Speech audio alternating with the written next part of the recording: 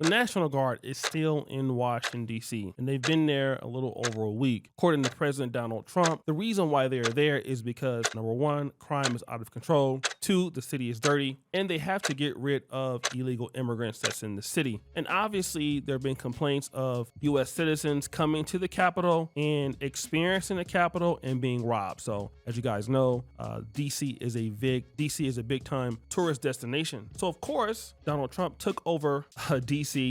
Over the D.C. Metropolitan Police Force and then brought in the National Guard. And of course, as we've seen, Black Americans have been complaining about street harassment from the cops.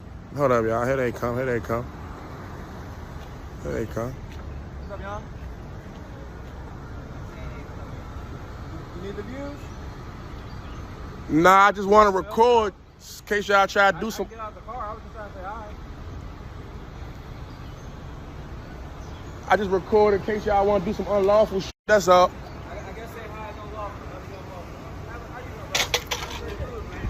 Yeah, how you doing, man? Nah, the camera out. That's why you not trying to do no unlawful. Because the camera out. Now, that's just the brother that was out there, recording. He was saying, listen, if I didn't have this camera on, you guys would be harassing me. And hey, it's likely that it's true. I've seen, and I've lived in the Black community before. I lived in D.C. before. I definitely understand how the police can bother you. A lot of those cops in D.C. are not even Black. I believe all the prosecutors in D.C., majority of them are white, okay? So what I've heard. But then also the complaints continue. But my advice to anybody that is in this area and frequents D.C. often, don't around. Now's not the time to around. It was very different in his first term when he had the MAGA hat people out in the district and we were running them rampant. But now that he got the big boys up in the city, please mind your business. Don't jaywalk. Don't smoke in public. Don't do none of that.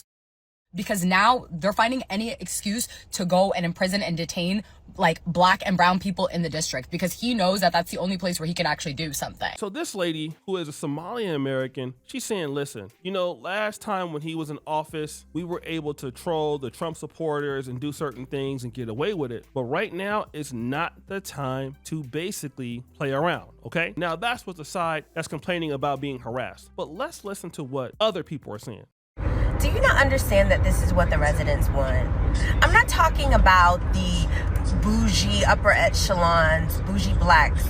I'm talking about the everyday grandmas that have to deal with these homeless people peeing and pooping on their steps and then they have to clean it up. They don't feel safe when they walk into their neighborhood. The gangs and the dope boys are just standing around the corner, do you not understand this is what they want? I remember working with a community leader and somebody had just gotten shot. This is like 5 years ago. And I remember her praying and she said, Crystal, we're going to have to invoke the National Guard. And that was so foreign to me. Now I understand the shit. These people are helpless. And I'm not talking about the bougie Black people that live in their gated communities with their new bills. I'm talking about the everyday grandmothers. And I'm so glad that President Trump cares about them. Now, this young lady is talking about something in the Black community that many folks do not want to address, right? Which is that DC has an affluent Black American or African American community, and that what's not being talked about is that even if the crime may be going down, the homelessness is out of control, okay? And then not only is the homelessness out of control, but the defecation and vomit that's happening out on the streets, and then your grandmother has to come out there and clean it up. It's easy. Let me just say this. It's easy when you see what's happening to the Blacks in DC and say, oh man, that's wrong.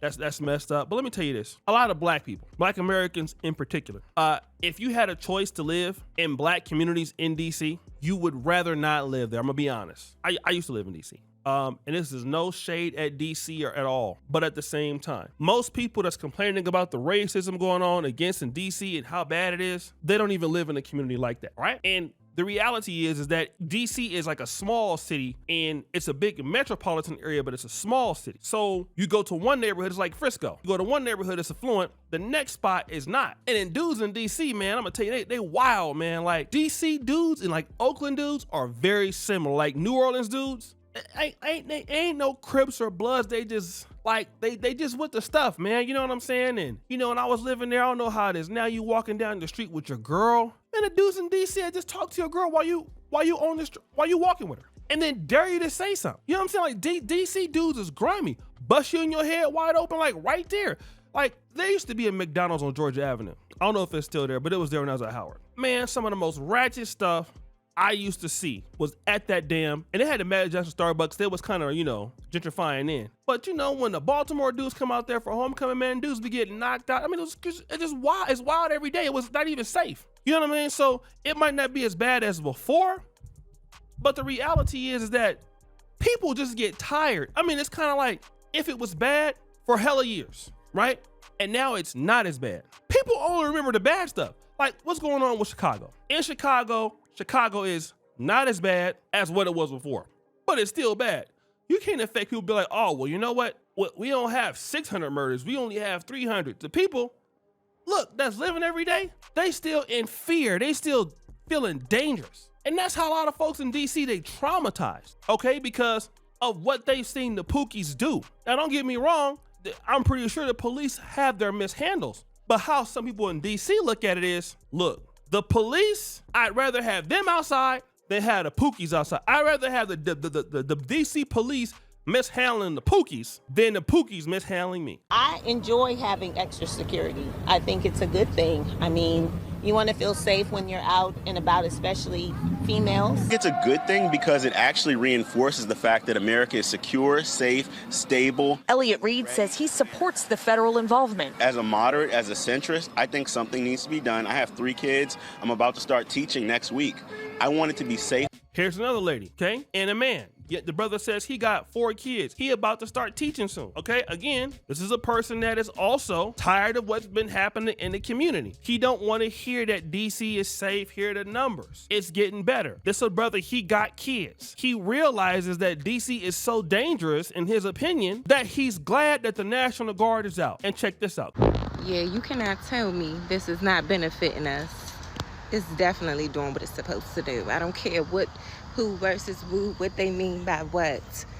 Baby, it's clean. This lady clearly says it's doing what it's supposed to do. It's clean. Now, again, I understand racism is a big thing. I'm gonna be honest, okay? I see it. I know how they do people in Black City. I mean, I've been all over the country, okay? But I gotta be honest. I know what we do in Black City, okay? And a lot of times when the white police officers come in and just start jacking up, Black people or sometimes innocent Black people, the community don't like that. But how many times have we seen Pookies, Ray Rays doing whatever the hell they feel like doing and then just don't care? I'm talking about like not even being respectful to women and the kids in the community, like just going crazy. Like I'm gonna tell you, like how many times has somebody stolen somebody's bike and you afraid as a person like, oh, my nephew got his bike stolen? Back in the day, it'll be a little bit better. Look, your son stole my bike. Now that might be a whole different story because you can't just be like, look, your son stole my son's bike. I'm here to get it back. That was a little bit okay. But now that might turn into some gangster stuff. Same things going on in Philly. Same things going on in Baltimore. In certain pockets of Alabama. Mobile. Yes, Mobile. St. Louis. Cleveland. It's easy to call out what the white folks was doing and, the race soldiers and all that. Yeah, I know that. But then when it comes to us, we just kind of completely forget about the fact that we got a community. And in the community, we have people who are they just don't care, okay? They doing whatever the hell they want to do.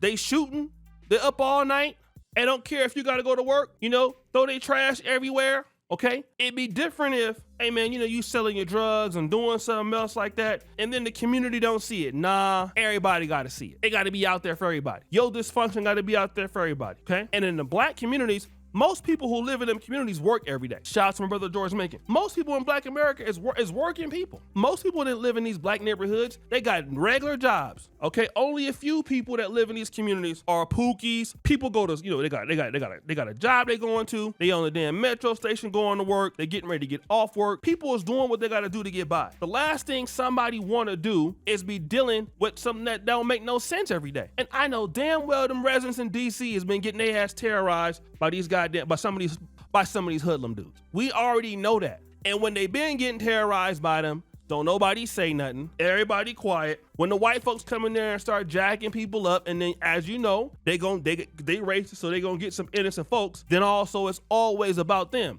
We ain't got no accountability for us though. Soon as somebody get killed from the community, oh man, that's messed up, bro. Don't you snitch though. White men come through, man, they oppressing us. They oppressing this family. And then you be wondering, damn, man, why don't nobody take the black community serious? It's because of stuff like that. So guys, what do you think? It's your boy O'Shea D. Jackson. Back at it again with another episode of The Celebrity Junk. Producer for all that you do. Subscribe to the bell. We out.